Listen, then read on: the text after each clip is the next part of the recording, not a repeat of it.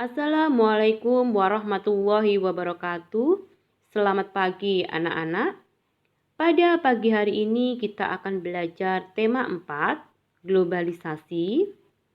Subtema 1, globalisasi di sekitarku, pembelajaran 6. Di era globalisasi sekarang ini, tentunya kita sering menyaksikan olahraga bela diri silat ditayangkan dalam acara-acara televisi. Namun, terkadang listrik di rumah tiba-tiba mati, atau yang biasa kita kenal dengan mati lampu. Bagaimana hal tersebut bisa terjadi? Ayo membaca. Amati gambar berikut dengan teliti dan baca teks eksplanasi di bawahnya dalam hati. Mengapa mati lampu?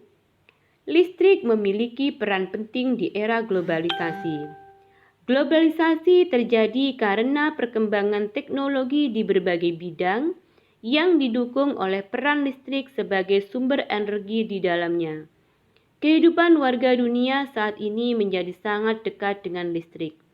Listrik menjadi bagian kehidupan dalam keseharian yang tidak terpisahkan.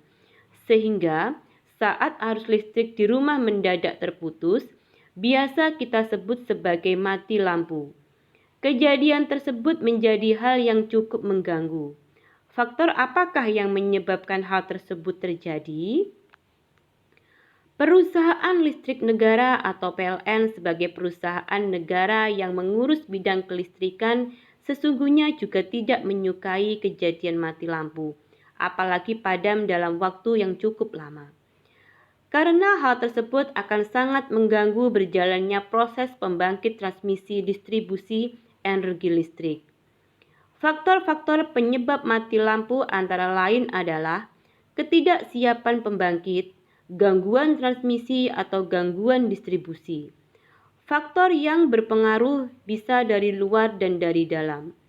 Faktor luar yaitu gangguan alam seperti petir, pohon, dan hewan yang menyentuh jaringan atau galian yang menyebabkan kabel tanah rusak. Sedangkan faktor dalam terjadi pada gangguan komponen dan peralatan yang terpasang pada jaringan. Nah, kita sebagai warga masyarakat pengguna listrik tentunya dapat membantu untuk mencegah terjadinya faktor luar guna menghindari terjadinya mati lampu. Mari kita bersama-sama ikut menjaga keberadaan listrik di tengah kita. Tugas 1. Jawab pertanyaan berikut berdasarkan teks. Diskusikan bersama teman untuk mendapatkan jawaban yang lengkap dan tepat. 1. Apa topik atau gagasan utama bacaan di atas? 2. Apa saja penyebab terputusnya aliran listrik dari stasiun pembangkit hingga ke rumah warga? 3. Bagaimana mencegah terjadinya mati lampu? Di era globalisasi ini tentu saja kita perlu memiliki sikap percaya diri, meskipun kita tidak memiliki beragam benda elektronik. Kita tetap harus percaya diri. Simaklah kisah berikut. Lani adalah siswa kelas 5 SD Nusantara. Ia dikenal sebagai anak yang pintar dan rajin membaca. Ia juga rajin sekolah dan selalu menyelesaikan tugas sekolah tepat waktu. Nilai-nilai ulangannya selalu berada di atas rata-rata nilai teman-teman di kelas.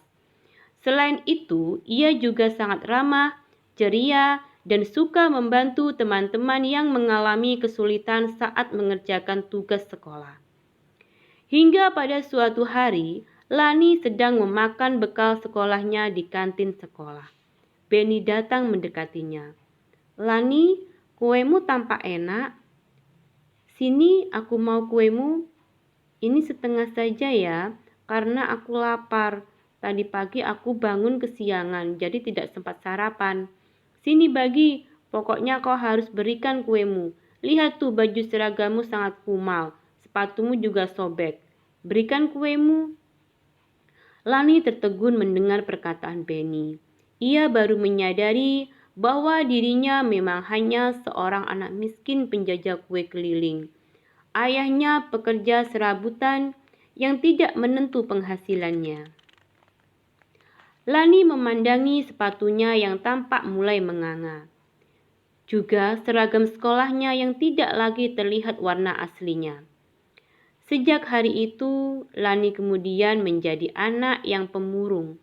Ia tampak selalu sedih dan tidak lagi bersemangat untuk pergi ke sekolah.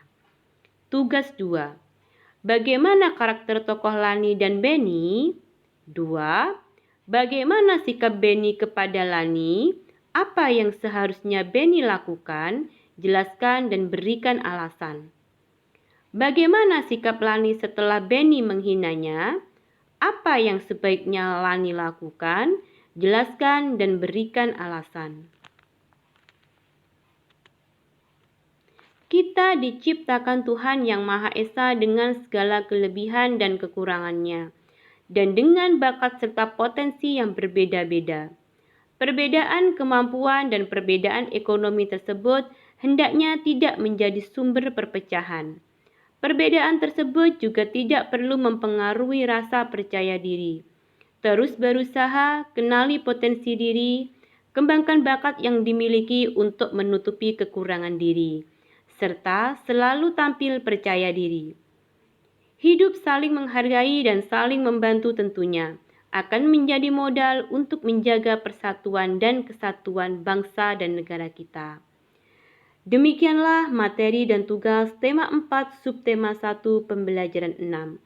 Kerjakan tugas-tugas kalian di buku tugas.